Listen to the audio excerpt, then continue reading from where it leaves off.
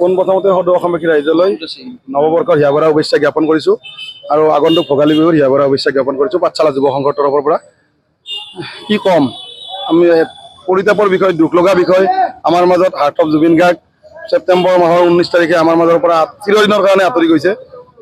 সেই দুখ আজিও বুকুত বান্ধি ৰাখিছোঁ আৰু আমি এইবাৰ 25 বছৰ মানে ৰূপালী জয়ন্তী বৰ্ষ আমাৰ উদযাপন কৰাৰ আমাৰ কথা আছিলে। এইবাৰ মানে বহুত মানে আমাৰ প্লেনিং আছিলে, গায়ক মাতিম, কিবা মাতিম, এনেকুৱা আছিলে। কিন্তু তেখেতে যিহেতু নাই, আমাৰ গানৰ ভগৱানে আমাৰ মাজত নোহোৱা হৈ গৈছে।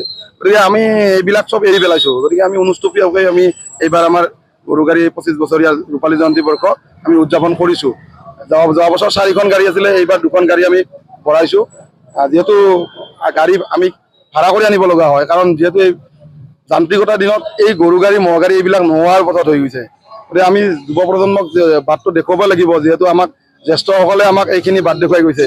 আমিও নৱপ্ৰজন্মক বাট দেখুৱাৰ কাৰণে আমি এই বিজয়ৰ ধাৰা অব্যাহত ৰাখিম।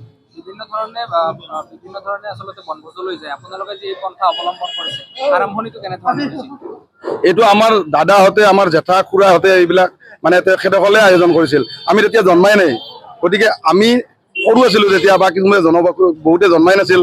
গতিকে আমি তেনেকৈ ভালকৈ নাজানিম, কিন্তু আমি তেখেতসকলক অনুকৰণ কৰি আমি এই বস্তুখিনি আমি অক্ষুণ্ণ ৰাখিছোঁ। আৰু আমাৰ পৰা অনুকৰণ কৰি যাতে আমাৰ ভৱিষ্যত প্ৰজন্মই আমাৰ এই বাটটো দেখুৱায়। যিহেতু যান্ত্ৰিকতাৰ দিনত আপোনালোকে গমে পাইছে যে ম'হ গাড়ী, গৰু গাড়ী এইবিলাক নোহোৱা হৈ গৈছে। কাৰণ আজিকালি আগতে আমাৰ বপা ককাইহঁতে খেতি কৰিছিলে, মৰণা মাৰিছিলে এই গৰু গাড়ী বা ম'হ গাড়ীৰে, ম'হৰে বা গৰুৰে। গতিকে এইবিলাক মৰণা মৰা খেতি কৰা এইবিলাক নোহোৱা হৈ গৈছে যান্ত্ৰিকতাৰ দিনত।